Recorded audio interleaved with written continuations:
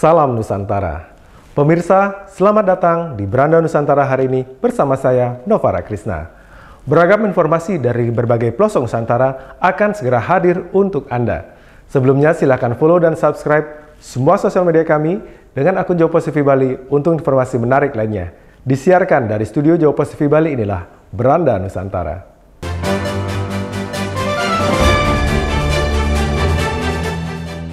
Kita lihat Bali ini keseluruhannya. Gubernur Bali Wayan Koster secara langsung menerima kedatangan anggota Komisi 7 DPR RI yang tengah melaksanakan kunjungan kerja ke Provinsi Bali. Dalam pertemuan tersebut, Koster memaparkan beberapa program kerja yang akan dijalankan Pemprov Bali serta memberikan masukan terkait pemberian insentif bagi daerah yang menjadi destinasi wisata dalam perencanaan Undang-Undang Pariwisata baru yang tengah dirumuskan oleh DPR RI. Menurut Koster, dirinya memberikan sejumlah usulan terkait rancangan undang-undang mengenai daerah yang menjadi tujuan wisata agar dapat diberikan insentif berupa pembangunan infrastruktur atau kebutuhan lainnya yang sesuai dengan daerah masing-masing. Pemerintah pusat bersama pemerintah daerah itu secara bersama-sama membangun destinasi pariwisata, kemudian juga memberikan dukungan pembangunan infrastruktur dan sarana-prasarana strategis sesuai dengan karakteristik dan potensi masing-masing daerah di Indonesia.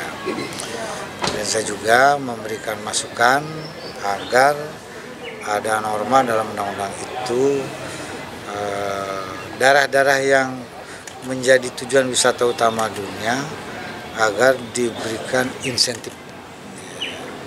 Insentifnya berupa pembangunan infrastruktur atau sarana prasarana strategis dan kebutuhan lainnya yang sesuai masing-masing daerah.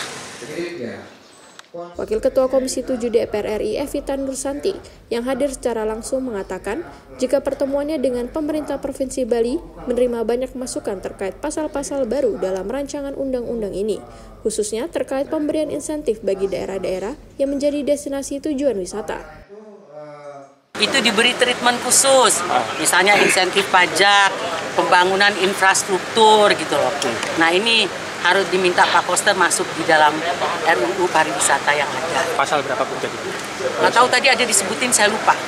Tapi di antara pasal ini itu sudah menjadi catatan kami. Dan DPR akan mengesahkan itu? Ya, karena ini kan memang belum disahkan undang-undangnya. Karena kita inginnya kan pariwisata ini berkualitas dan juga berkelanjutan, itu yang paling penting gitu. Ya. Menang saingan dengan Malaysia dan Thailand Bu ya?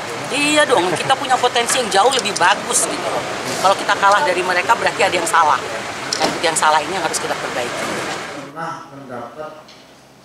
Lebih lanjut, dirinya memastikan akan menindaklanjuti hasil dari pertemuan tersebut bersama dengan kementerian dan lembaga lain.